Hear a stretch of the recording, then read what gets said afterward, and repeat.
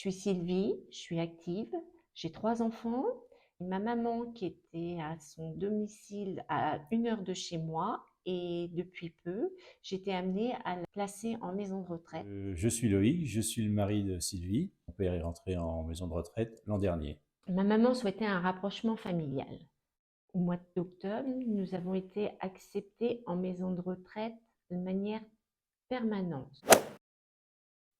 Avec ma sœur, on a organisé une journée de tri avec mes neveux et nièces. J'étais présent ce jour-là et je me suis vite rendu compte qu'il y avait beaucoup de week-ends à consacrer au déménagement de la maison. C'est vrai que mon père est parti en maison de retraite l'an dernier. Il a fallu déménager.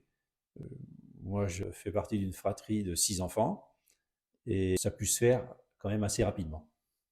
On a entendu parler de la conciergerie des étoiles, on a rencontré Coralie, on lui a expliqué notre situation et elle nous a proposé un plan d'action. En quelques semaines, pas mal d'actions ont été entreprises.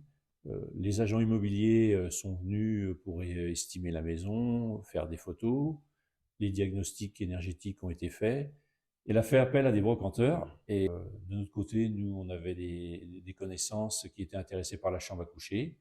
Donc, comme elle était sur place, elle les a accueillis. Mon amie, elle avait du matériel médical et nous, on ne savait pas trop quoi en faire et Coralie a fait venir une association. Évidemment, il restait quelques meubles qui étaient compliqués à vendre.